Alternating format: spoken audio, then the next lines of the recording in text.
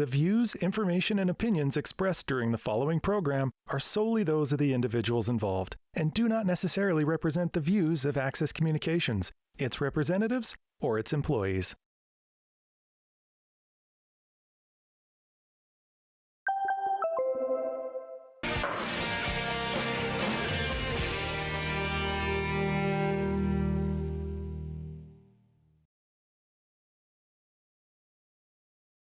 Okay, we're ready? Okay, well, good evening, everyone, and welcome to the regular council meeting of June 27th. Presentations, I guess we could call this a presentation, but we don't have it down as such, so we'll move forward from that. We've got adoption of the agenda. Could we have a motion, please, to adopt the agenda as presented? Councillor Grova, seconded by Councillor Cernick. Any questions or comments? If not, all in favor? Carried. Thank you. Next, could we have a motion, please, to accept the minutes of the council meeting held on June 6th, 2022? Thank you. Councillor Clark, seconded by Councillor Cernick. Any questions, comments? If not, all in favor? Carried. Thank you. Okay, next, under original communications, delegations, and petitions, we have the Centennial Cup Score Clock Legacy Project. Here this evening, we have Corey Prokop, Josh Biggs, Greg Hoffert, and Jason Tatarnik. These gentlemen worked very hard to make the Centennial Cup the great event that it was. We'd like to thank you all very much for that, first of all. And then have you go ahead with your presentation. Who's your spokesman, Greg? You guessed Greg? Greg? Look at that. Now, how did I know that? Anyway, please hit the button, Greg, and set up to the mic. Thank you, Your Worship and Council.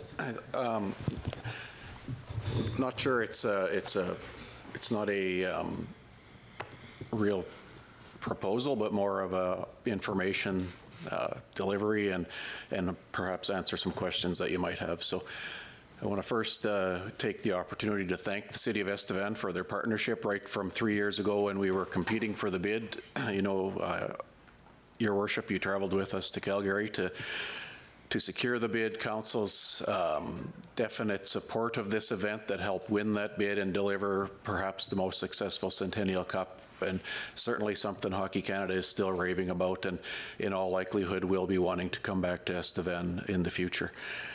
So thank you to the City Council, the City Management, and your staff who worked so very hard for the 12 days in May that we hosted this Cup and helped deliver a huge success. With regards to the score clock, just the quick history on that is the legacy, the Centennial Cup bid requires you to submit legacy items that the Centennial Cup and Hockey Canada can leave in the City of Estevan. And it's not as easy as just the city picking something or the Bruins picking something. It was, in this case, was a four-party agreement between the Centennial Cup Committee, the Estevan Bruins, the City of Estevan, because of their commitment to the Cup, was given sign-off on it, and of course final sign-off goes with Hockey Canada. So the item that they did approve was the upgrade of the score clock at Affinity Place, and recognizing that a significant portion of the profits, should there be any, could go towards that. And so with the crowds, and I think, to be honest, we're about 2 weeks away from a solid actual final number. We met with Hockey Canada today to try and to get as close as we could. We're confident, I would say, Josh, that $200,000 will be an amount that we're confident that we will have, but we will have something certain and hopefully in writing by the 15th of July. So that's where we're at. We certainly you know, are thankful for the success of the Cup with that $200,000 profit, with the sale of the clock that you presently own, with the grant that City Manager and Your Worship have mentioned at executive meetings of the Centennial Cup, and other issues. We're hopeful that we'll get you a long ways towards your goal of the new clock. Okay, thank you very much for that, Greg. We'll open the floor to any comments or questions from members of Council. Councillor Clark. Thanks, Your Worship, and congratulations on the successful cup. Just on the advertising ring, how do you see the income that it generates? Would that be a Bruin thing or a joint with the city, or what do you see as far as the revenue from that? I'd be happy to speak to that, Councillor Clark. We did have some discussion on that at our most recent Bruins board meeting. I think our stance on that was that whoever purchases that asset would have the rights for advertising on that. There may be some opportunity for cooperation and collaboration on that, but I think our stance would be that if the city is able to purchase that ring, then we'd give them all of the we wouldn't give them. The city would retain all of the advertising for that, and the only thing that we may ask is for some time on that during games. Just if we have say maybe to advertise the 50-50 amount or some brief advertisements during the game. Okay, thank you for that, Josh. Councillor Clark, go ahead, Councillor Brewer. Thank you, Your Worship. Thank you, gentlemen, for coming. And again, thank you for all your hard work, because the sold-out crowd is what you had there for that Centennial Cup. And the other thing is, it was supposed to only be a tournament of 5. When the city brought through the sponsorship for the $150,000, it was a 5-team tournament, and it turned into 10. So that was amazing even more, because the number that came across our desk here was $4.5 to $5 million for the impact, for the economic impact that tournament brought to the city. So that's a pretty significant number for a community that has been in a bit of a downturn and looking for that little bit of a burst ever since COVID. And so our hotels were full, our restaurants were full, our shopping centers were being utilized. And so, I mean, you did come to us with the Legacy project, and I remember we were even talking about purchasing this clock if you guys even sold out half of the arena, and you sold out the whole entire arena. So kudos to you. Something that was talked about was the screen. A lot of people thought that the screen should have been changed from the Legacy project. However, since then I've learned from, I don't know who it was that told me, but that we wouldn't have the same clarity on that screen because we don't have the same technology that TSN Sports has. So that was something that was, you know, basically part of the reason, I believe, but also the fact that the Legacy project was the score clock. So I just wanted to put that out there a bit just to clarify why the score clock, or if you guys want to add to that, that the score clock was the Legacy project versus the screen, because I know there was some people at the tournament that thought the screen was better. I think the screen was amazing for that event. It really gave a big wow factor. I think what kind of swayed me towards the score clock, the central score clock, was for a lot of those events, when you're just the way that the rink is laid out, you're focused towards the center of the ice and towards the middle of the rink. I think people at the far end of the rink, or should I say the east end of the rink, they would either have to strain to look at that screen, and especially the people that stand on that rail, which is a smaller portion, but they're going to have to be turning behind to see that. So I think that a centrally mounted screen gives a better experience for everybody in the rink. Was my impression on that. And also just from a cost standpoint, we do know that the current scoreboard is going to be outdated at some point in the next 5 to 10 years, likely. So then there'd be another big capital ask there of the city if when that time comes. So I think that if we go with a central score clock, then we'll have it replaced and we'll be good for whatever the lifespan. I think Jeff, you might be able to shed some insight, but probably 15 plus years, I would say. Yeah, thanks, Josh. I believe it was 15 to 20 that IKS was saying, those panels, and they are individually portioned, so they can be tied together if one panel does wreck. So. Yeah, and sorry, just sorry to touch on the economic impact. Like you said, yeah, that was something that brought me great satisfaction, was hearing the stories from hotels and restaurants, and then even shops on 4th Street, clothing shops, said that they had really busy weeks when Centennial Cup was in town with visiting players, families, and friends that were stopping in. So no, that traffic on 4th Street and in local shops was a little bit, I probably didn't expect that as much as it happened, but it gave me good satisfaction hearing those stories. Yeah, I would just add to Josh's comment, the committee, after the suggestion that we consider the large screen, certainly did give that some consideration, because it was magnificent during the event for sure, and I think even more so when you compared it to the small screens that we presently have in Affinity Place. And then the knowledge also that the new screens would be 3 to 4 times the physical size of the previous ones, and the location of them at Center Ice, like Josh said, led the committee to that recommendation that we stick with the score clock. On the economic impact is something we also discussed with Hockey Canada today to nail down an exact number at what that is. Previous committees have told us with their 5-team tournament in the $2 to $3 million range, and so we're quite confident in a much higher number than that, given the extended length of the tournament, the number of teams that doubled, the fans that obviously doubled, and so we're confident that and the boost into the different businesses and also the visitors, the hockey teams, their staff that would come back to the rink and mention great receptions and great hospitality they received in town. It was just a great feeling that we had all week. Okay, did you want to finish? Yeah, I was just going to say, actually, to that, we were in Regina at FCM, and we interacted with a few of the mayors from different communities, and I believe it was Summerside. It's basically in PI. And he came and he said, wow, when his team came back from Estevan, Saskatchewan, he had hoped to come here. And we heard that from right across everybody that we talked to. FCM, the talk and the hub, right across Canada was Centennial Cup in Estevan. And what a great job we did as a community, you guys as a committee. Like, it was just amazing. So thank you. Okay, thank you, Councillor Vroba. Councillor Frank, and then Councillor Cernak. Sure. I actually just wanted a follow-up question on the ring. I definitely think it's something that we'd want to add with this, just because there is a return on investment in terms of selling that advertising. Selling advertising is not really in the city's wheelhouse on a normal day. It's more the Bruins. So that would be my one question, is if we go ahead with the clock, I'd want to see one of us buy it, but I would prefer it to be the Bruins myself. Is that something the Bruins are willing to do? Probably maybe you can't commit to that just yet, but I guess that was something I wanted to just... I think we'd have to have, I think we'd have to have more conversation on that one, what that would look like.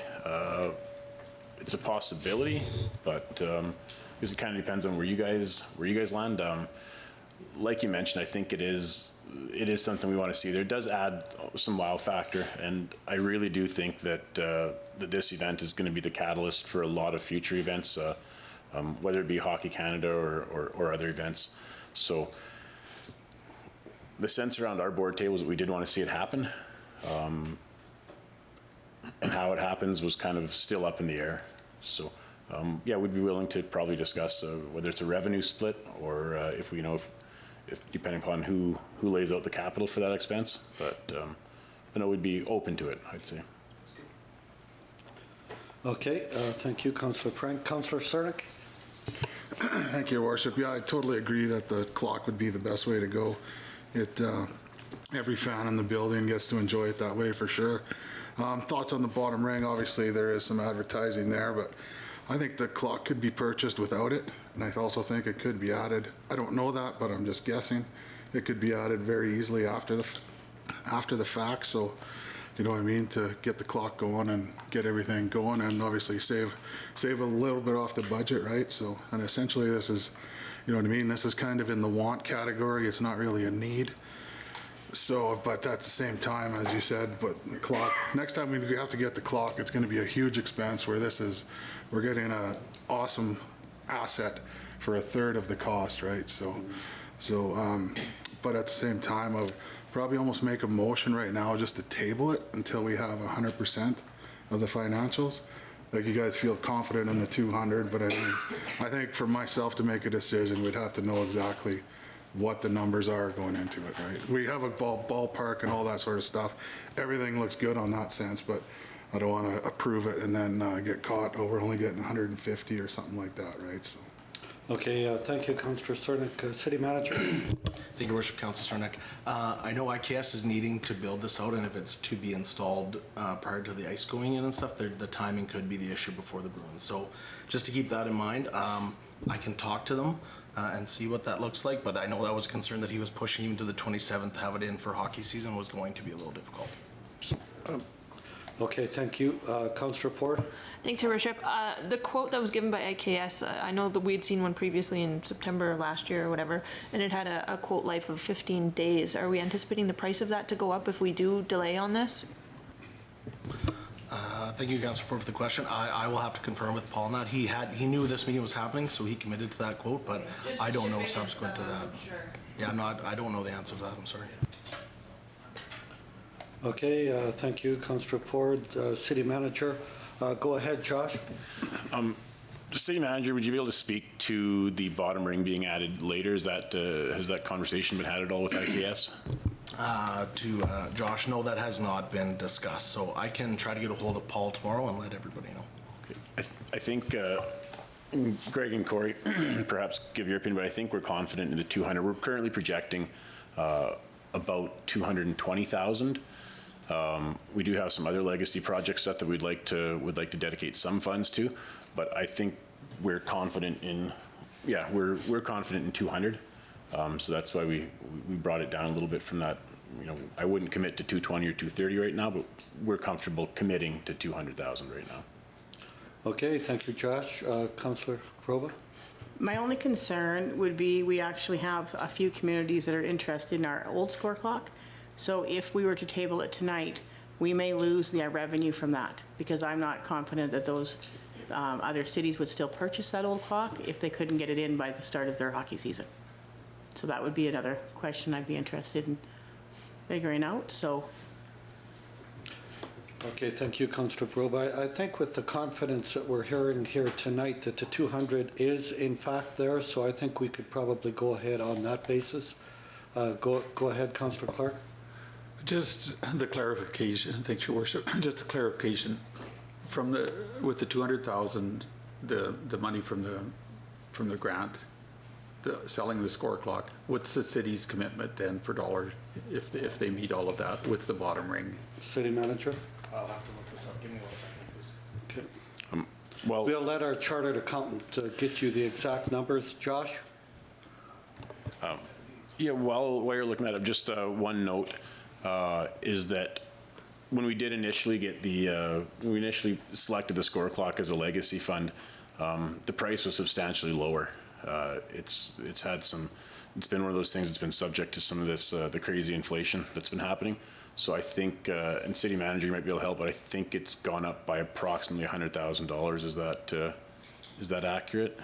Yeah, I'd have to look that up. I believe Okay, it was. I think our initial quote with the ring was $242,000. So it's definitely ballooned, and probably not in the next month or two, but it probably will be subject to further inflation if we do wait more years.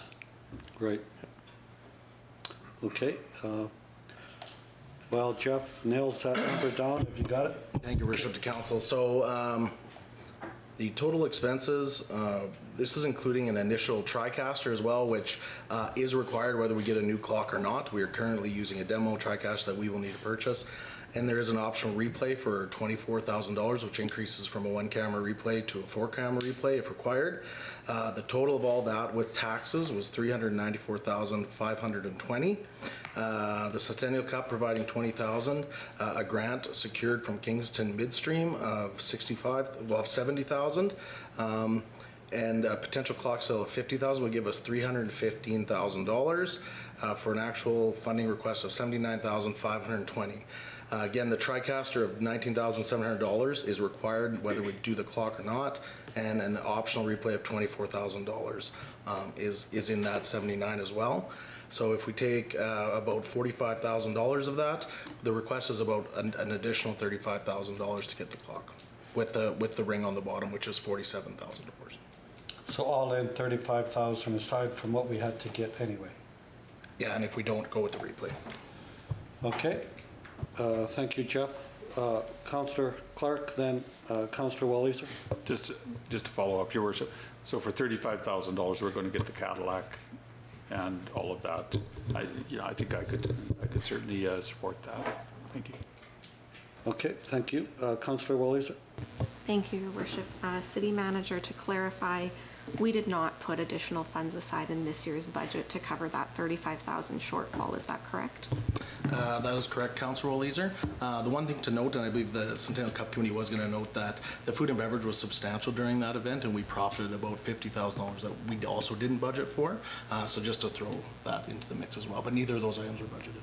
Thank you. Okay, thank you, Councillor Oleaser. So do we have a motion from council this evening? Okay, Councillor Robert, were you pointing? Oh, Councillor Clark. Your Worship, I'd like to make the motion that we proceed with the full purchase with including the ring at this time. Okay, thank you. Have we got a seconder? Okay, thank you. Councillor Frank, ready for the question? All those in favor? Carried. Thank you very much. Thank you, gentlemen. Thank you guys very much, and yeah, we're going to do what we can to bring more of these kind of events to Estevan, and there's even we've got one that we're looking at for mid-September already that we can't release all the details of, but should be another thing that will energize the city and bring people to town and keep the energy going. Awesome. And on behalf of the city manager and myself, it was a pleasure. I know I wanted to get together at 7 a.m. You guys forced me to get together at 6, but having said that, it all worked out. God bless you. So you're more than welcome to stay for the meeting if you like. If not, we totally understand. Greg, for some reason, nobody stays, right? Okay. We wouldn't want to break that trend, would we? Okay. Thank you all for coming. Thank you, guys. Thank you, guys. Have a good evening. Yeah. Okay, next, under original communications, delegations and petitions, we have the Downtown Street Dance Events Permit for the DBA July 23rd. What's the wish of council on that? Councillor Ford? Thanks, Your Worship. I'd like to support this just with the knowledge to know that potentially the security is going to be taking care of the garden on 4th Street, because the stage will kind of overlap the garden there, and I don't want anything to get damaged on that garden. Okay, thank you, Councillor Ford. Excuse me, Helen? Sorry to interrupt, but anybody who's parked out front, across the street and in front of City Hall, we're digging, so we need all vehicles moved. Oh, okay. The excavator's here, and the operator says they're in the way. Okay, could we just pause the meeting for 5 minutes and allow the councillors to move their vehicles? So we will go back. We will now open the council meeting back up, if that's okay, Roberta, and we will turn to Councillor Ford. Sorry, Councillor Ford, did you want to maybe reiterate what you had spoken before we so wrongfully cut you off? Sure, thanks, Your Worship. I'm in full support of this event, just to maybe confirm with the people organizing it that the stage is right on it'll be right by where the community garden is, or the garden on 4th Street, just to make sure that garden is kind of protected at all costs, because they have put a lot of work into that, and I know they've been dealing with some vandalism and whatnot, so I'd like to really make sure that is kept safe during this event. Okay, that's a good point, and I'm sure City Manager, through the graces of his good office, will talk to our people and make sure that we have protection. Go ahead. Thank you, Your Worship, to Councillor Ford. So I believe there is security fencing in front of all the businesses and down to that area. I guess the only concern with people coming in outside of there into that area. So I know we are working with the third-party security as well as the police force, so we will just identify that as an area to keep an eye on. Okay, thank you. And with that, Councillor Ford, were you making a motion of acceptance for that? Yes. With conditions? Okay, thank you. Have we got a seconder? Councillor Vroba. Thank you. Any further questions or comments? Seeing none, ready for the question. All in favor? Carried. Thank you. And now I know all of council has read this. We're now at the White Court FCM resolution endorsement of oil and gas. And basically that is about promoting and encouraging the consumption of Canadian oil and gas products over the use of energy products imported from other countries. And also that any oil and gas that we do import meets the same stringent guidelines that our Canadian producers must adhere to right now, including governance, environmental, and human rights standards. So what's the wish of council on this one? Do we have a motion of acceptance, Councillor Cernick? Thank you, Your Worship. Yeah, I'd like to make that motion to accept the resolution. Thank you for that. And Councillor Frank, you'll second? Yes. Okay, thank you for that. Any questions or comments? Anything further? Councillor Cernak? I just want to say good on Whitecourt, and hopefully we can also start standing up for our Canadian resources. And one little tidbit that everybody may not know is foreign oil that comes into our country does not have to pay a carbon tax. So unbelievable. Let's get that changed. Very good point. Okay, thank you, Councillor Cernak. And we voted on that, City Clerk? No, you haven't. We haven't? Okay, ready for the motion? All in favor? Carried. Thank you very much. Okay, next, under original communications, delegations, and petitions, we have the GFL CART report for April of 22. Could we have a motion, please, of acceptance for this? Thank you, Councillor Walliser. Seconded by Councillor Clark. Any questions or comments? Seeing none. Ready for the question? All in favor? Carried. Thank you. Next, under original communications, delegations and petitions, we have from the Black Grasshopper revised event permit, revised date. Okay. We are requesting to change the date of the previously approved outdoor event permit from July 9th to August 13th, 2022. We would like to host another parking lot party very similar to last year's event on August 13th, 2022 from 6 a.m. to 2 a.m. There will be live music on a stage, sound, lights, a bar, multiple porta potties, multiple picnic tables, food available within a gated area in the parking lot. Thank you for your consideration, Dylan and Alicia Krupka. So what's the wish of council on this? Councillor Vroba. Acceptance and approval.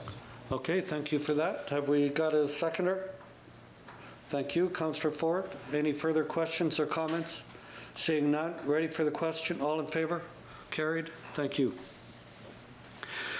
Next, Grad 2020, the Waves Culture Design and Location revised. Hi, Judy. We are requesting a slight location change for the class project going into Torgerson Park. The original location was on the east side of the walking path in front of the exit from the school on Spruce Drive. We would like to place the project just to the west side of the path in the same area. It is more one-sided now and would look much better being viewed properly from the walking path. When Rod and I met originally in the park, he thought anywhere in that area would be fine. Just wanting to confirm. The artwork is ready to go whenever Dart has some time to install. So what's the wish of council on this? Councillor Clark. Thanks, Your Worship. I do think it's just a minor move there. I don't think it will cause any problem, so I would make the motion to accept that. Okay, thank you for that. Have we got a seconder, please? Councillor Frank, thank you. Any further questions or comments? Seeing none, ready for the question. All in favor? Carried. That's quite the artwork. You know, it kind of reminds me that artwork, the Canadian government spent $1.8 million. You look at it, I don't know, I mean, I'm sure for artsy-fartsy people that it's got a lot of meaning, but for this old coal miner, I don't understand, but maybe I can have Gail explain it to me. It might be helpful.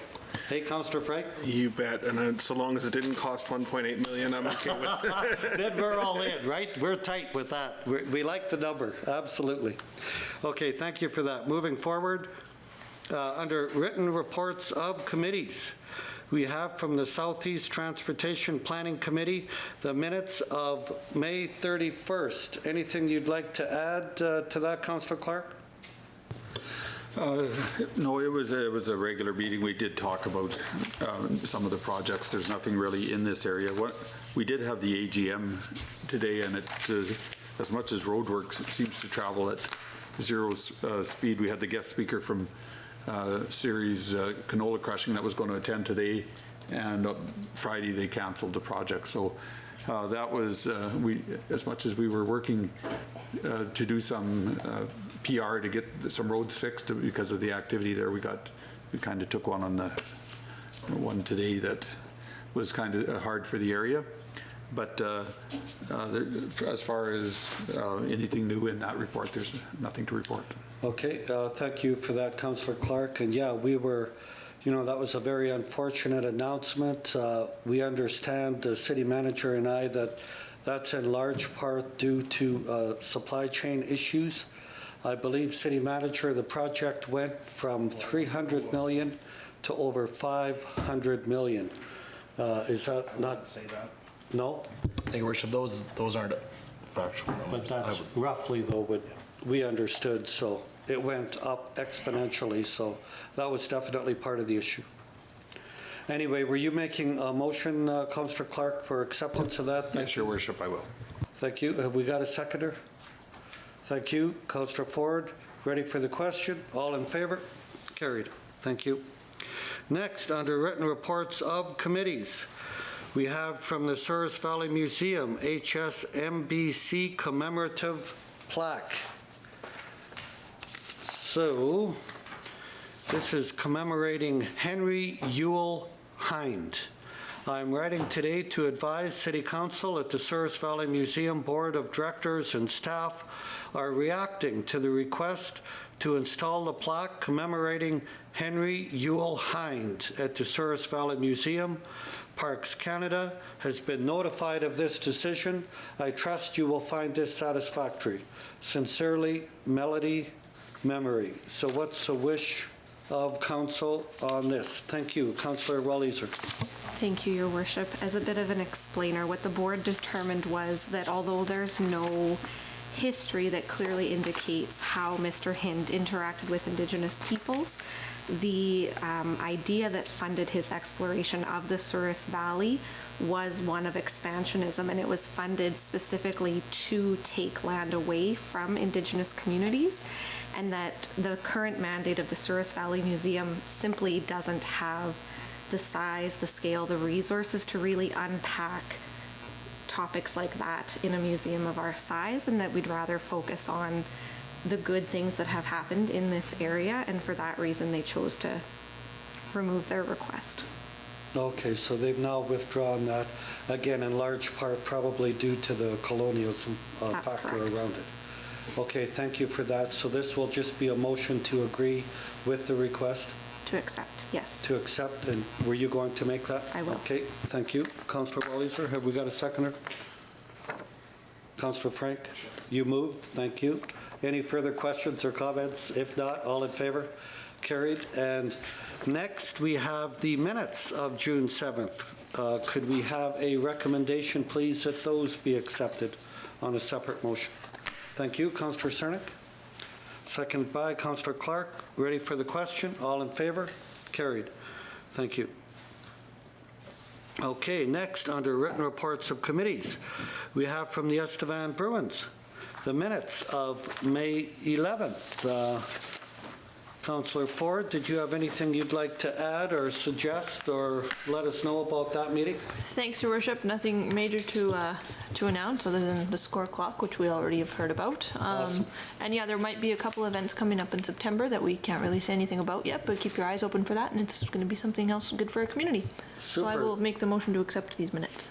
Okay, thank you so much. Have we got a seconder for that? Thank you, Councillor Cernick. Ready for the question? All in favor?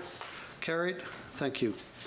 Last but not least, we have under written reports of committees, Creighton Lodge, minutes of April 22nd. Councillor Vroba, anything you'd like to add or let us know about that? No, everything is going very well at Creighton Lodge, and Councillor Under your Walliser. steady hand on the rudder, things are going well? They're going That's well, and Councillor Walliser is our councillor on our board, so she might have something to add. Okay, Councillor Welly, is there anything you'd like to add to that? I do not tonight, thank you. Okay, thank you, and you'll make the motion, thank you, and Councillor Walliser will second. Ready for the question? All in favor? Carried, thank you. Next, under executive reports, we have from engineering, and I believe we have our engineer with us. There he is, sitting quietly. Kafloum, would you like to step up to the plate in case it gets hot and you can answer any questions that come your way? On, first of all, engineering, Smith and Arthur, update. So as part, I'll just quickly read this and then we'll open the floor. As part of the initiative of resurfacing residential roadways, engineering services was directed by the previous council to look into resurfacing Smith, Yardley, and Hastings. As part of the process of decision-making for resurfaced roadways, the condition of all underground utilities, including water and sewer under the city right-of-way, have been evaluated. Once water and sewer crew completed the condition assessment, the proposed roadways were approved for resurfacing. In case of Arthur Avenue, rudimentary investigation of the utilities indicated that several sewer services under the city right-of-way would require reconstruction. Thus, resurfacing of Arthur Ave will be postponed till all the utilities under the right-of-way have been rehabilitated. And that's coming from Kafloon. So Councillor Vroba, you had a question, please. Thank you, Worship. Kafloon, this came to me actually from a lady who has lived on Arthur Avenue for a long time. And so she just sent in the question because she said back when Affinity Place was being built 11 years ago, there was a lot of heavy traffic that came down Arthur Avenue. And she said back then there was discussion that once this was all done, their street would get redone. So again, I don't know the validity of whether or not someone did tell her that, and it was 11 years ago. But I just wanted to check into it and see if it was on the radar. And so I thank you for this report, and we can get back to her that at this time, it is not on the radar, but that we do have a 30-year plan of when the undergrounds are being done in each area. And so Kafloon, did you have a chance to look and see where this area is in the 30-year plan? Councillor, thank you for the question. We are going street by street right now, and once we complete all the underground, then we'll go to areas like Arthur Avenue. Right now, we are doing the ones that do not require or with minimal rehabilitation. So it will be a while before we get to Arthur. Okay, so there hasn't been a large number of breaks either on Arthur Avenue that have been happening or anything? What's happening at Arthur Avenue is most of the sanitary services are sagging, which means it's not our system, it's the service that comes from home that connects into our sanitary main, it is sagging. So basically, that will necessitate to dig up the road. So basically, if we don't replace those, then we have to dig the streets again. Right, and so and anything on the homeowner's property will be at their expense, right? That's correct. So, yeah. And then we allow them, Councillor Vroba, to connect in with the contractor being in the area at a reduced rate, because everyone usually does that, which is standard procedure. Okay, thank you for that, the questions and answer. And Kafloon, we'll have more questions of you later, so you'll continue to maintain your position, please. Thank you. Okay, we need a motion of acceptance, please, of this report. Thank you, Councillor. I can make that motion, thank you. Thank you, Councillor Vroba. Have we got a seconder? Thank you, Councillor Ford. Ready for the question? All in favor? Carried. Next, we have Parks Mosquito Control. Now, I know we've had lots of questions on this. Do we do it anymore? Does environment allow us to do it? So I guess we do it in some fashion in an environmentally friendly way. So in Estevan, we're currently experiencing two particular nuisance species. The Aedes vexans and that bad Aedes dorsalis. Although we have control measures for the larvae around the city, these species can fly up to 20 kilometers in favorable conditions. There's an estimated 268,000 square kilometers of potential mosquito habitat in Saskatchewan. It's not possible to eliminate them all. In the city, we have significantly reduced the numbers, but we cannot eliminate them entirely. Larvicide is the most efficient strategy. The city remains committed to this technique due to the recommendation by an expert from the Ministry of Health, the effectiveness of the larvicide, the low cost of application, the environmental friendliness of the product. Fogging, we used to fog, is not a viable option in the city, and most cities have moved away from that. The only time Estevan will fog is under the direction of the Ministry of Health, and this would be in response to a health-related matter, i.e. West Nile. Fogging is very expensive and lasts only 4 to 6 hours before new mosquitoes move in to take over the vacated habitat. We are in mosquito country. Take precautions, wear repellent, try to avoid the dawn and dusk high activity times. Wear lighted, colored, loose clothing, screen the windows, and diligently eliminate any water sources on your property, as they are major sources of breeding grounds which are outside the scope of the city's larvicide program. There's 40 known species of mosquitoes. We experience only a few of them here in Estevan. Usually the bad times are early spring, which are normally followed in July by more mosquitoes. The Culex laceralis, is the insect vector known to carry the West Nile. Control and monitoring techniques are increased during this time, as this species is known to inhabit our area. The life cycles of each species differ in the timing of emergence and behavior. Even with the best of programs, we will still see ebbs and flows. A proper municipal monitoring program is critical, which we do have in place. So we do public information campaigns describing our program and providing advice for the property owners. We monitor and control the larvae populations. We monitor the adult population in partnership with the Ministry of Health. Information is shared with the public through social media. Larvae monitoring and control, we monitor all potential habitats within 3 kilometers of the city limits. A 25 square kilometer area was reviewed with a known entomology expert, now that's someone further than 40 miles from home, to determine where the potential problems exist. So we have totally covered all of the bases. We've also covered the edges of the wetlands in the south area of the city. We take samples, a minimum of 10.35 milliliter samples are taken.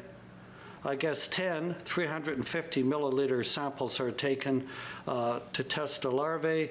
In addition to the larvae monitoring, the city works with the Ministry of Health, as mentioned before, in surveying the adult mosquito populations. Live traps are even set within the city where mosquitoes are active. And that is from Rod March. So thank you, Rod. It looks like we're in good hands. Any questions or comments on that large report? Councillor Walliser. Thank you, Your Worship. Most importantly from the report is to take reassurance that we're very fortunate to be one of the 3 communities in Saskatchewan that are chosen for monitoring, and that mosquitoes do typically show up in the southeast corner of the province first, but that the Ministry of Health's website offers an update weekly that clearly indicates what the expected risk is and what the current West Nile numbers are for our area. For the week ending June 18th, it is zeros across the board with an expectation that they will increase in early July, and that information is available to everyone online. Okay, thank you very much, Councillor Walliser, for your research in that. Thank you. That added to the report. Would you be willing to make the motion to accept the report? Yes. Thank you. Have we got a seconder? Thank you. Councillor Frank. Any further questions or comments? Are we all larvaed out? Okay, all in favor? Carried. Thank you. Next, under executive reports, we have city assessment. To our city assessment people from B&S Construction, the commercial mill rate. Now, as we mentioned, and I guess with Trudy not being here, I could have the city manager fill in with his expertise. We do have a complaint to our tax assessor on the assessed property.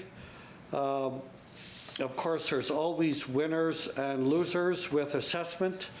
City Manager, did you have anything you'd like to say to that, to add to that? Thank you, Your Worship. And this comment did come up last year as well. So basically in the reassessment year, the average commercial and industrial went down 35.23%. And at that time, council did not increase the revenue earned from the commercial tax base. Unfortunately, some commercial businesses did not decrease by 35.23%. So as you can see in the report, Mr. Billsburger's property only dropped 8.75%. So even though we made no additional revenue on the commercial tax base, there was winners and losers in that property assessment that happens every 4 years, and unfortunately that was what's happened in this case. There's very minimal tax tools to take of a business of his size and separate it out from other commercial businesses in to make that level for all businesses during the reassessment year. Okay, thank you, City Manager, for that. Councillor Frank? Thanks, Your Worship. And it is always nice to see comparisons as we bring this up every time we discuss taxes. Where are we sitting compared to other cities? And as our city manager points out, that is not an apples to apples conversation. There are so many different tools and different ways to evaluate. So it's always a little bit nice to see when we get a little bit of a comparison from a business so we can make sure we're in line. The one question I had, I know in this particular individual's businesses, the one he has here has a bit of a commercial storefront, so I wasn't sure if that's something we should pass along to Trina. Maybe that's potentially what's affecting his property value difference between here and what he has in Saskatoon, because I know that one wouldn't have the storefront that he has here. So that might be affecting those numbers, something just to make sure we clarify. But yeah, as is always, it's not apples to apples, but it's certainly something we're very cognizant of, which is why we haven't raised taxes in several years now and trying to make sure that we're keeping taxes as low as we can in tougher times. Thank you for that. Councillor Frank, would you be willing to make the motion to accept that report? Sure, yes, I'll accept the report. Okay, thank you. Have we got a seconder for that? Thank you. Councillor Clark, any further questions, comments? Seeing none. All in favor? Carried. Thank you. Next, we have from the City Clerk, the reappointment of Ashley Stradeski, MEPP Representative. Now, the purpose of this report is to appoint an individual to the Municipal Employees Pension Plan Commission for a 4-year term. The Municipal Employees Pension Act was recently amended to increase the composition of the Municipal Employees Pension Plan Commission by 2 members. One of the new commission members is to be appointed jointly by employers of police officers and firefighters who participate in the plan. The 5 cities that participate in the plan as employers are as follows: City of PA, City of Yorkton, City of North Battleford, City of Estevan, and City of Swift Current. The city is a member of the Municipal Employees Pension Plan and has been requested by the Municipal Employees Pension Plan within the attached correspondence to jointly appoint a member to the Municipal Employees Pension Plan Commission. Again, as mentioned, this will be a 4-year appointment beginning on 18 and recommend to continue for a second 4-year term. Okay, this includes the terms of service, time commitment, mandatory education requirements, along with skills and knowledge to develop during the term is included in the attached correspondence. So Ashley Stradeski is Director of Finance for the City of Yorkton. She has extensive, is this a man, Ashley? Yes. Okay, sorry. Mr. Stradeski has extensive experience accounting and public practice and board services, along with receiving honors on the Chartered Accountant National Uniform Evaluation that recognizes the top 50 in Canada. So the conclusion: correspondence between the 5 cities that are indicated as joint employers of police officers and firefighters has taken place. Each city is considering this matter, providing a resolution for this appointment. So due to his past experience, time commitment, It is suggested Ashley be reappointed to the Municipal Employees Pension Plan Commission as the joint representative of all 5 cities of employers of police officers and firefighters for the next 4 years. Any other comments, City Clerk? Okay, we've got that covered, so could we have a motion, please, from council for that acceptance? Thank you. Councillor Walliser, have we got a, thank you. Councillor Cernick, ready for the question? All in favor? Carried. Thank you. Next, under executive reports, we have the Land Development Boulevard parking on 4th Street. Now, this has gone through a few traffic committee meetings. It's gone back and forth, so we've got Richard here tonight to answer any questions from council and to bring his recommendations forward. Now, this parking, basically, to sum up, Richard, we had on AMP, and then for a while we had the trailer place, the old AT Naka. They wanted to park on the boulevard, so we did a little bit of that, and then the only other one that parked on the boulevard from time to time was, what was that business? There's actually 2, Your Worship. One is DMS, which is right beside the Husky that's going to be torn down. Okay. And the other one was High Energy. High Energy, okay. High Energy is not interested in entering into an agreement with the city for boulevard parking. Okay, but AMP you think are, but with the prerequisite that they pay for that curb, for the curb to go along the front of their property so they're not driving in and out, correct? That was a recommendation from city engineering, which was quite popular with the traffic committee members. Yeah. So that was one of the caveats for him, for that company, for AMP, yes, to maintain their parking on the boulevard. And just to cut to the chase on this, what was the other 2? Well, High Energy isn't interested. I met with, I had phone calls with them and explained the process to them, sent them an application, and I'm now told that they're not interested. The other one is DMS, and that's right beside where Husky is, and you can see that in your proposal there. That will be the last 2 pages. They have room for 1 stall on the boulevard, if you want to call it, 1 parking space, directly in front of their store. And that would meet the criteria that we'd set down last year. They have, though, if you go to the very last page of my report, they've asked for an additional 4 spaces, which is adjacent to where Husky is. And that would be on the Husky property, correct? Yes, and the Husky property, is most everyone's probably aware of, is fenced off with 2 pretty heavy cables. These 4 stalls would not interfere with the current access into Husky. I had a conversation with DMS and I explained to them that if this were to be approved, recommendation from land development would be that those 4 spaces, or if it's 3, what have you, whatever council would approve, if we get a complaint from the owner of the Husky property, that portion of their lease would be most likely terminated immediately. Right, but for now, you feel that access will not impede Husky in any way, and until the new owner takes over, you feel that's sufficient to allow them to do that? Yes, and that understanding is held by DMS as well. Okay. So they're aware of that. Thank you, Richard, for that. Did you have anything else to add before I open the floor to questions? Yeah, just one thing. Last fall, we set up a policy, and that's on the first page of my submission for tonight. And we thought it was going to work, but there's a couple amendments that if council wants to approve either or both of these proposals, that we'll have to make to this policy. On page 2 of my report, the first one was, for example, when we first dealt with the car dealership, it was to have display vehicles on the boulevard.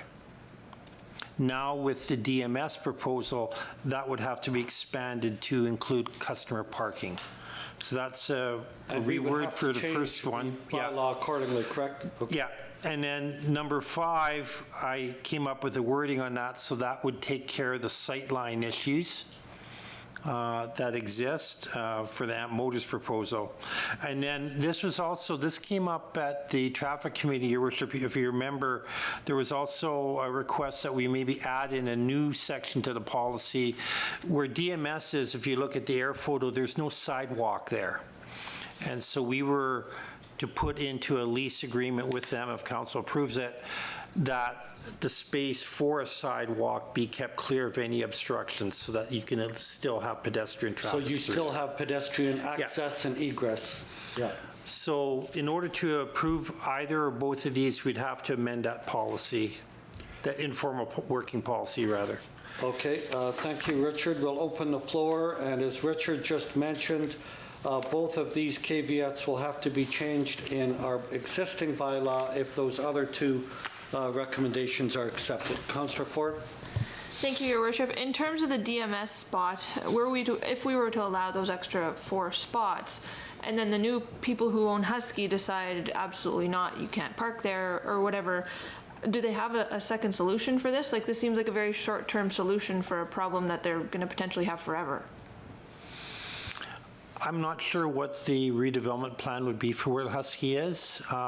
If they were to have extra parking stalls, they would want them in proximity. They still have unrestricted customer parking on the actual 4th Street. That's available to them. They did apply a couple years ago to try and have a space right in front of their store designated for handicap parking only. That was denied by the Traffic Committee. In the past, as you can see from the air photo, Councillor, they were parking on the Husky property. So who knows what happens? It's possible the redevelopment of the Husky property might lead to a customer parking lot that can be shared. Yeah, and that's a fair comment, and I think, Councillor Ford, right now Husky is going through, well, the owners of that property, which is a different energy company, they're going through remediation. Once they're done with that, I'm thinking that'll probably go up for sale, and whoever has that property, I would think they'll probably be in touch with the intention maybe of a parking lot, which that would be up to the new owners to facilitate that. Any other questions, Councillor Ford? No, I'm good, thank you. Okay, thank you. Councillor Walliser, then Councillor Groba. Thank you, Your Worship. Looking again at the DMS 4 spots, I'm confused how we would avoid people becoming stuck in the new parking spots if on one side they're restricted by a rope and on the other side there is the potential for vehicles to park up against the curbing in the parking lane on 4th Street. That's a valid point, Councillor.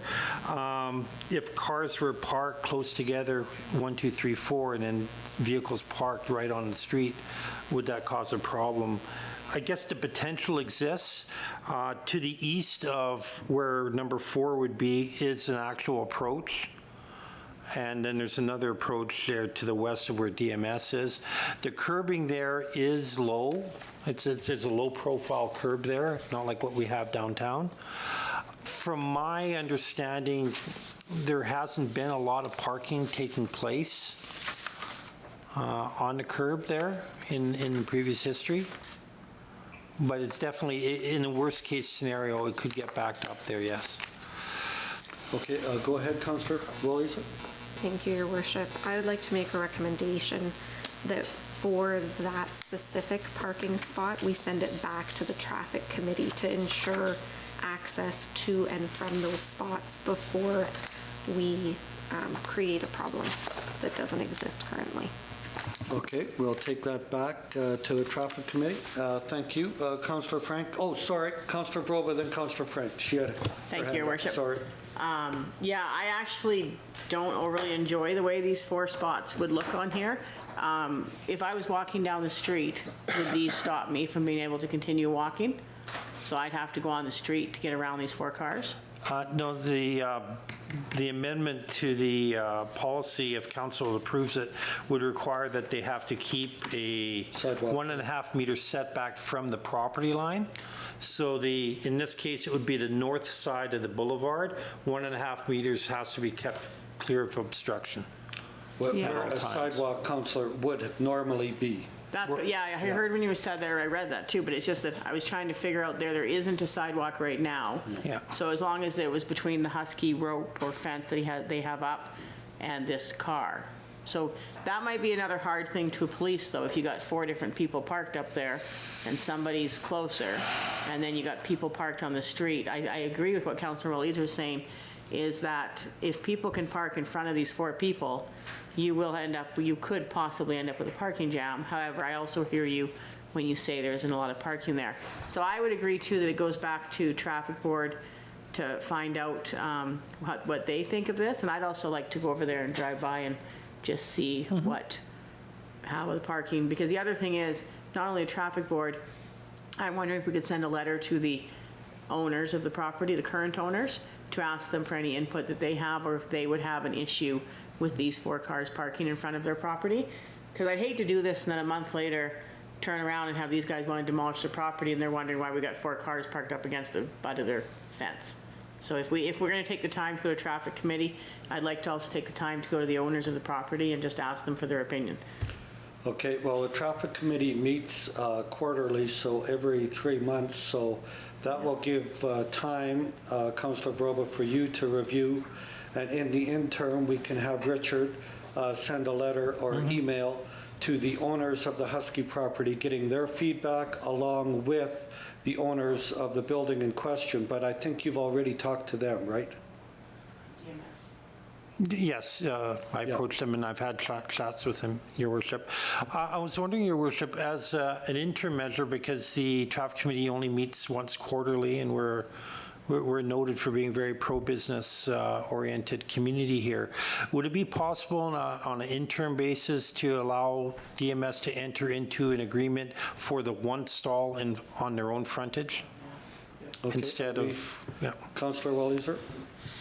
I'll make the motion that we approve 1 spot in front of their own business and encourage them that they can make use of the parking lane for the remaining spots in question. Okay, thank you. Have we got a seconder for that? Thank you. Councillor Ford, ready for the question? All in favor? Carrie, were you done then, Councillor Vroba? I just thought Councillor Frank had his hand up. Yeah, I'm going to him next. Okay, go ahead, Councillor Frank. It's actually okay, because my comment was going to be that because we are taking some extra time to go back and review this, that we contact the owners of the Husky, which Councillor Vroba alluded to, and added to that motion, so I am good with that. So thank you very much. Okay, super. Thank you.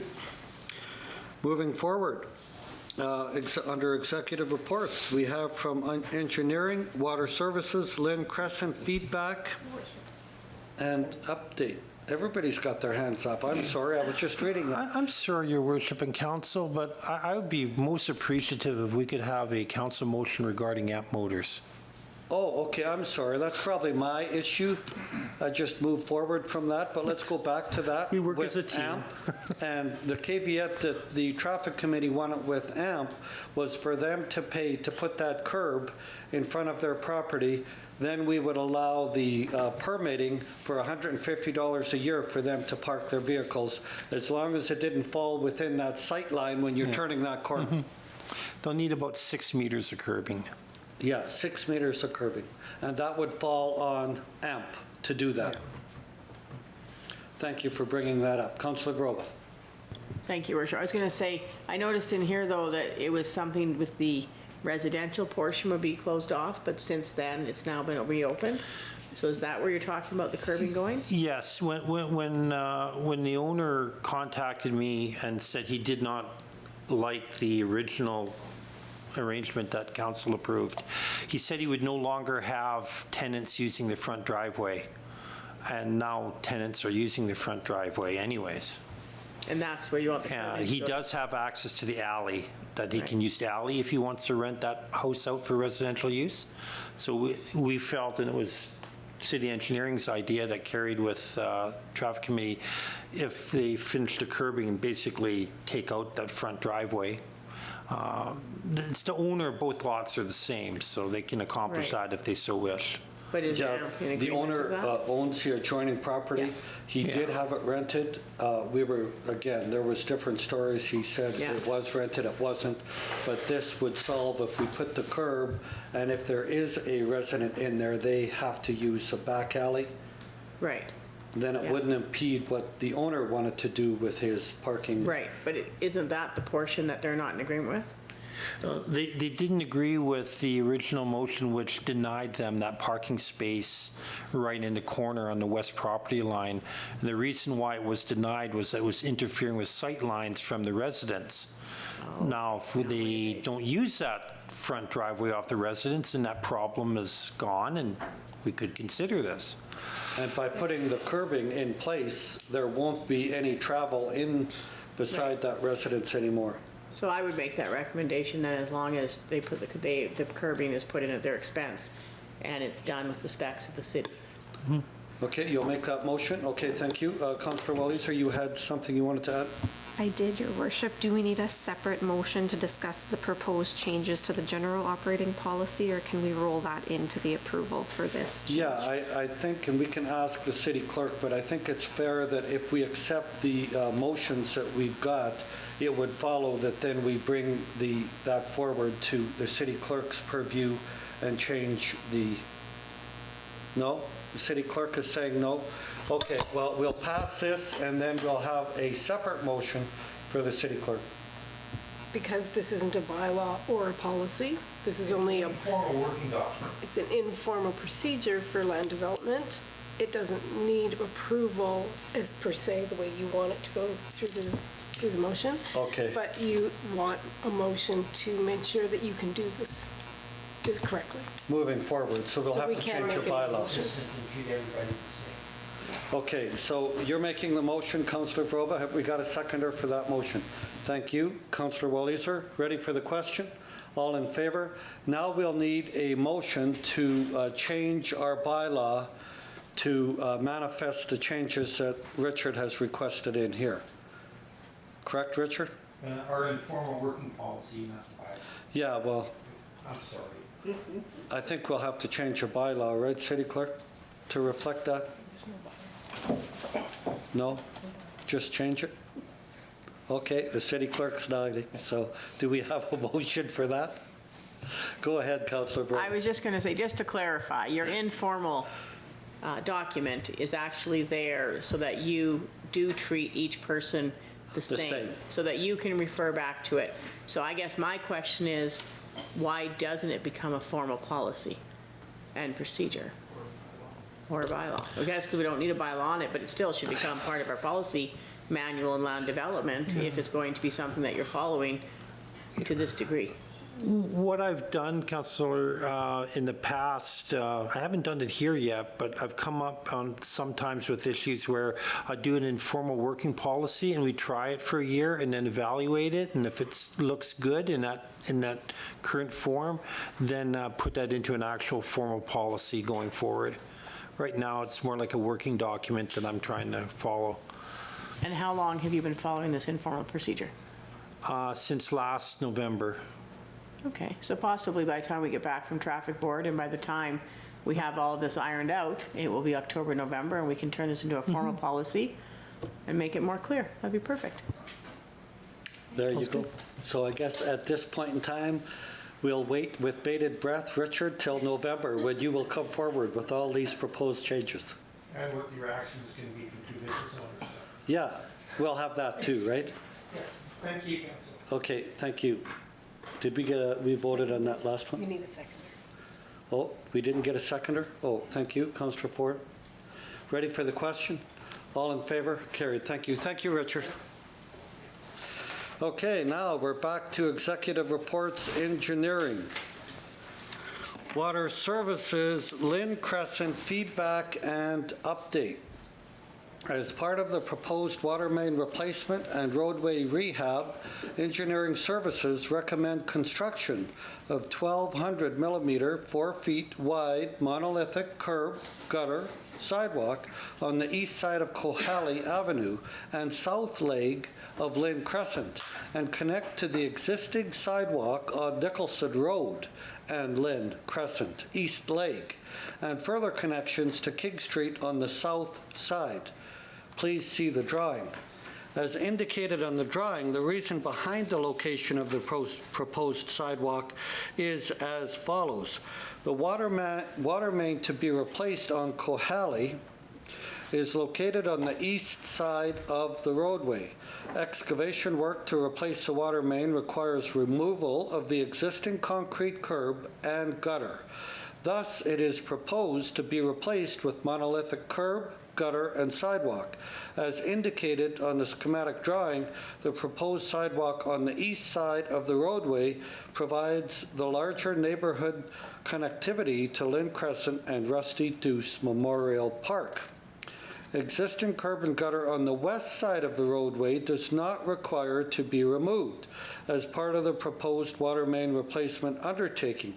Additional sidewalk on the west side will require additional funding and front lawn excavation of each property, because I did have the request coming from the other side that that's where the sidewalk should go, rather than on the east side where there's very few residents living.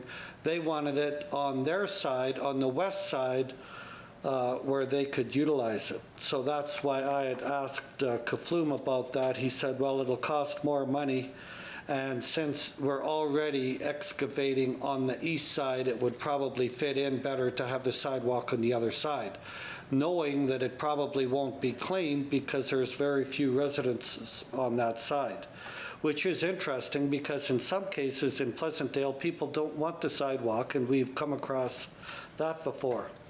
Anyway, Lynn Crescent, excavation work to replace the water main requires removal of the existing concrete curb and gutter. Thus, it's proposed to be replaced with monolithic curb, gutter, and sidewalk. As indicated on the schematic drawing, the proposed sidewalk in the south leg of Lynn Crescent provides a larger neighborhood connectivity to existing Lynn Crescent on the east side. So, as part of the water main replacement and roadway rehab, the City of Estevan is proposing to construct 4 feet wide concrete sidewalk on the east side of Kohalli and Lynn Crescent, south leg, as indicated on the drawing. As per council directives, all property owners were notified in mid-March of 2022 of the planned construction. Few responses and feedback were received, mainly focusing on cost to property owners. They were assured that all cost is to be covered by the city. There was no cost to property owners and agreed to the proposed undertaking. So what's the wish of council now? Councillor Walliser. Thank you, Your Worship. As a homeowner in the area, I would give an enthusiastic approval. Many, many times I have got our stroller stuck in the gutter, and I look forward to walking down the sidewalk with the kids. Okay, thank you for that. Anyone else like to weigh in? Okay, Councillor Vroba. Thank you, Your Worship. So, Councillor Walliser, just this, when you say approval, we're keeping the sidewalk where we originally intended to have it? On the east side. On the east side, right? So this has already been approved. It'll be a new sidewalk on the east side. City manager's comment. City manager. Thank you, Your Worship, Councilor Broba. So yeah, as we were going out to start doing some site work, some individuals came and approached our staff, even though they didn't provide feedback the first time. We're now letting our staff know, and one even called Mayor Ludwig, especially about the snow removal on that line, that there's not as many homeowners to remove the snow, and who's going to do that. So at that point, we said, you know, these comments could be coming to different councilors, so let's bring the report to council so everyone's very clear on the sidewalk being on that east side. So yeah, this was the initial plan, but just wanted to be open and transparent about some comments received after the fact. Okay, so we're not changing anything to our original plan. We're literally going with our original plan. So the only question I have is, so for example, in Hillcrest area, going down Duncan Road, when you go past the school, and then there's our Hillcrest Park, and then the play park. That area right there is also a city sidewalk that is not cleared in the winter, right? Like, so as a city, we don't have anyone that goes around and clears these areas?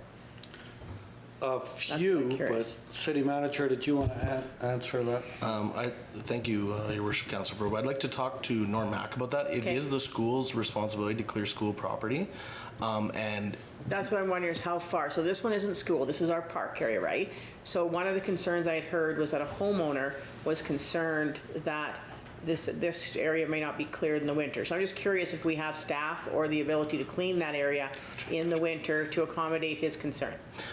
okay, thank you, Councilor Verba. Yeah, I understand that. So the more concern was on the residentials on kind of the south side, but yes, that residential, the Rusty Deuce part. Yeah, that's what I would kinda there, that would be a responsibility for us to clean, so I will make sure that Norm Mack is aware of that area. Okay, thank you for clarifying that, because I just wanted to make sure, because I knew we did the pathways and I knew that we can, and we do a lot of the other areas, so that was just something that I had heard that maybe people were concerned because it doesn't have houses on that side, that who would clean that sidewalk? And so that would be a city responsibility. Well, yeah, that, I guess now, tonight, I guess it will be at extra cost, but yeah, there will be a cost to that. Yeah, but our regular maintenance, Yeah. if we build it, we should clean it. Yeah, in a perfect world. In a perfect world. Okay, did we have the motion on that? Made the motion. Have we got a seconder to have the sidewalk on the east side where the excavation takes place? Okay, Councillor Cernick, any further questions, comments? Seeing none, all in favor? Carried. Okay, next we have, thank you, Kafloon, for coming this evening. Appreciate that. Next, we have from the Water Treatment Manager, the Water Quality Report for May of 2022. Could we have a motion to accept that, please? Councillor Clark, seconded by Councillor Cernick. Ready for the question? All in favor? Carried. Thank you. Under introduction of bylaws this evening, we have none. Under public hearings and reports, we have none this evening. Giving notice, Food Day, Canada, July 30th proclamation. Whereas Food Day Canada is a national celebration of our farmers, fishers, food producers, chefs, researchers, home cooks, and everyone who helps us enjoy Canadian homegrown food. Food Day Canada is a time for all residents of Estevan and Canadians to share their food stories and honor those who set our tables so very well. We will be joining other organizations and people across Canada to celebrate the food that unites us from coast to coast to coast. Estevan residents are encouraged to eat meals that highlight Canada's diverse and rich culinary culture using Canadian-grown ingredients to make our own meals at home or visit a Food Day Canada-inspired restaurant. We encourage Estevan residents to support their local food producers in every way possible and amplify their stories by participating in the social media celebration, posting images and menus with the hashtag #FoodDayCanada. Therefore, be it resolved that I, Roy Ludwig, do hereby proclaim July 30th, 2022 as Food Day Canada in the City of Estevan and ask our citizens to recognize the same. There may be a little bit less food on the table with the supply issues and the expense, but we can still honor the food that is grown in our great country. Do we have a motion for the proclamation, please? Thank you, Councillor Verba. Were you scratching your head, Councillor Walliser, or was that a motion? Okay, we have a second. Ready for the question? All in favor? Carried. Thank you. Motions from committee this evening, we have none. Consideration of bylaws, we have none. Inquiries, Councillor Verba. Thank you, Your Worship. I just wanted to say that I attended the 2022 graduation ceremony on behalf of yourself, Mayor Roy Ludwig. Thank you. On June 18th. It was a great opportunity to be back in Affinity Place, celebrate our graduates of the Estevan Comprehensive School, and so I stayed for the ceremony. I did not attend the parade, unfortunately. I had prior commitments that day, but I did see it after on social media, and it looked a great event too. So, and the weather held out for it, just I think let loose after, but yeah. Thank you so much for attending on my behalf, and I know it was well taken care of in your capable hands. Thank you, you. Councillor Verba. Councillor Clark? Thanks, Your Worship. I just want to remind, I think the July 9th and 10th weekend will be a large Forever in the Clouds weekend. They're doing lots of support or I guess recognition of the crash from 1944, and there will be people in town for that, and I would encourage as many people as they could to take part in that on that weekend, and they've done a lot of work to promote that, and I know the city and the RM have worked together to put the cairn up, and I think it's a great weekend for the community to honor that group of people. Thank you. Thank you so much for that, Councillor Clark. And yes, Council was instrumental in working with SBC to acquire the land, which is around an acre. Then SPC donated, was it $8,000? I believe $8,000 for the construction of the cairn. And then the city, in working with the RM put the approach in. We put gravel in around the cairn, put a cement bed in place, and also cement to keep the cairn standing up and in place. So it was truly a collective effort. We thank all of the people involved. There's a committee involved. We very much appreciate all of their efforts. So it will be a big day coming up on July 8th and 9th, and we would like to see everyone who can come out. I know Marie Calder is a big supporter of this and has done a lot of work, and we thank Marie for that. And also Lois, I'm remiss with her last name, but her and her husband have also done a lot of work.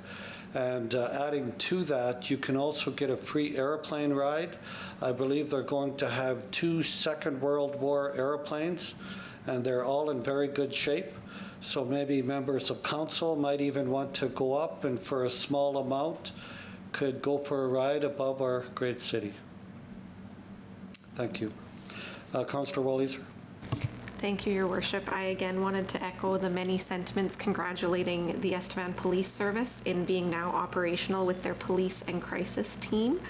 As someone who works in healthcare, we very often see the police in our emergency departments providing assistance to those who struggle with mental illness and addiction, and to now have one of these teams in Estevan to make sure that when someone's in crisis, they're receiving the help that they need is monumental. So congratulations. Absolutely. Thank you for that, Councillor Walliser, and so true.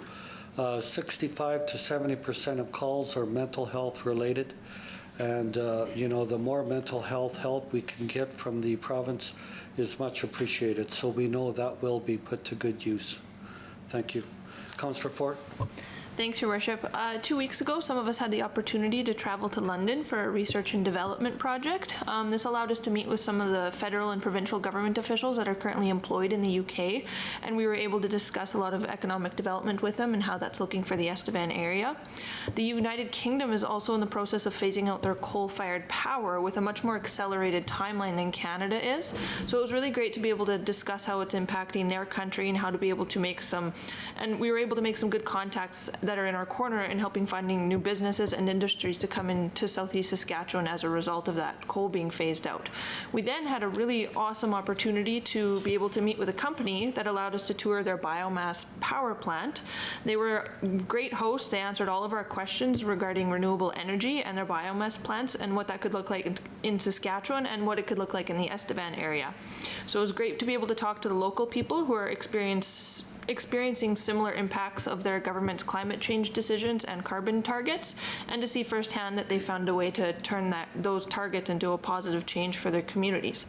I'm really looking forward to bringing in Rick Sadek, who's been working day and night on our economic development projects in our community, and he'll be able to give a more formal presentation of this trip at one of our upcoming council meetings.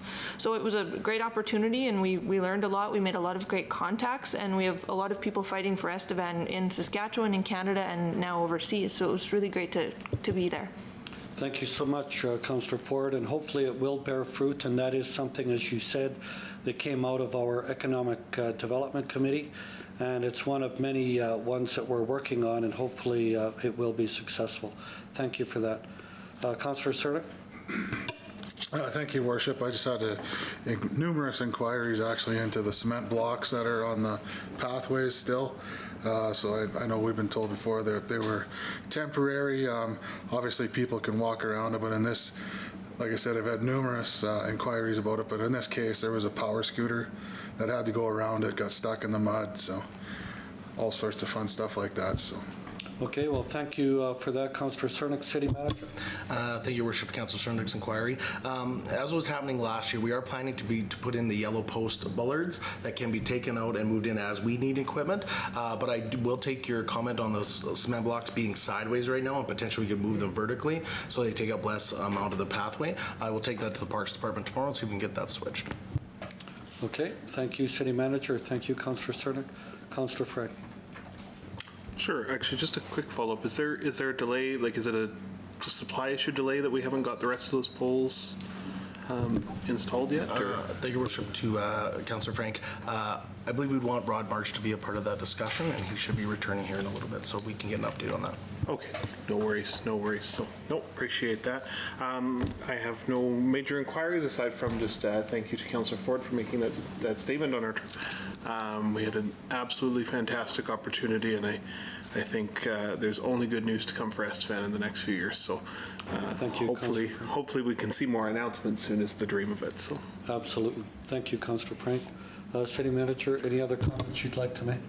Councillor Worship, I know you and myself are part of the Rotary Club, and there was a successful lobster fest that was held on Friday, so thanks for everything from the Estevan Oilfield Technological Society. They provide all the lobster cookers and the barbecues, all the volunteers that came out, and the first one being in person in the last 3 years, so I think people were excited to get back out, and it's glad to see that that group making money again, that they give back into the community. So thanks everybody for being out there. Absolutely. Thank you for that, City Manager. And although you and I are both Rotary members, unfortunately we were out of town. I'd like to thank Councillor Cernick and yourself for attending the Mayor's Caucus. I know that was another successful event that you attended on you and Councillor Cernick attended on my behalf. Thank you for that. And yeah, although they do a tremendous job in our community, it's always nice to see the turnout, and you can tell, you can sense that people are ready to get out and enjoy each other's company after 2 years of COVID. Absolutely. Okay, City Clerk? Anything? Nothing? Okay, having said that, do we have a motion to move into committee? Thank you. Councillor Vroba, seconded by Councillor Clark. All in favor? Carried. We stand adjourned. Thank you so much, and good evening.